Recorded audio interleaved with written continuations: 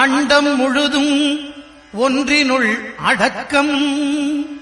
அதுவே ஆனைமுகமெனும் ஓங்கார விளக்கம். சுழலும் கோள்கள் அவன் சொல் கேட்கும். அவனை தொழுதால் போதும் நல்லதே நடக்கும். ஆனைமுகனை தொழுதால் நவக்கிரகங்களும் மகிழும். நல்லதே நடக்கும், நல்லதே நடக்கும்.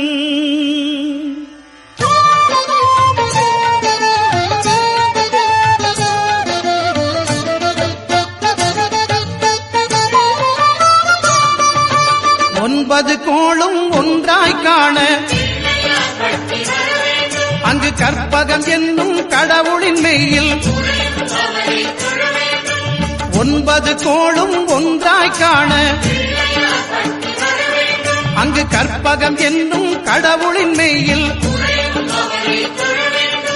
சூரியன் முதலாய் 9 கிரகமும் பலவித குணங்களை கொண்டிருக்கும். எங்கள் கற்பக தருவில் அவை வரும்போது ஒன்றாய் சேர்ந்து பலனளிக்கும்.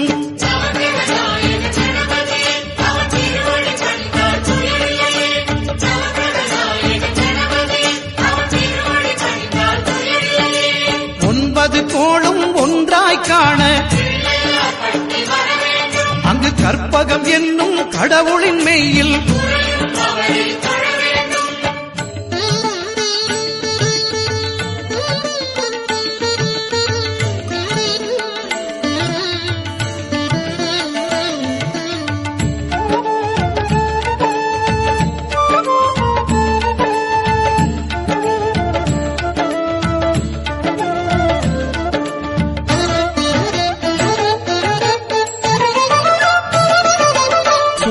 பகவான் ஒளிமுகம் காண அங்கு கற்பக தருவின் நெற்றியில் மலரும். சூரிய பகவான் ஒளிமுகம் காண அங்கு கற்பக தருவின் நெற்றியில் மலரும். இருளை விலக்கி உலகை எழுப்பும் ஞாயிறு அங்கே குடியிருப்பான். அவன் ஆனை முகத்தனின் அடியவர் மனத்தில் ஒளியாய் வந்து கொலுவிருப்பான்.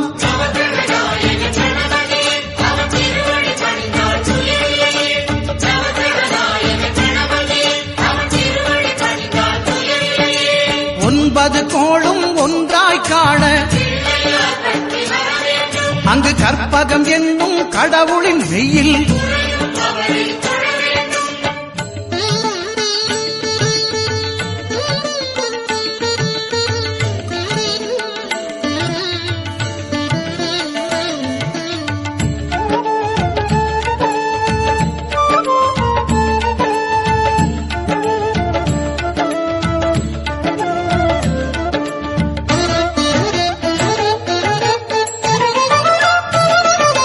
திங்கள் பகவான் திருமுகம் காண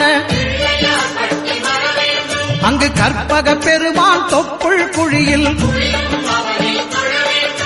திங்கள் பகவான்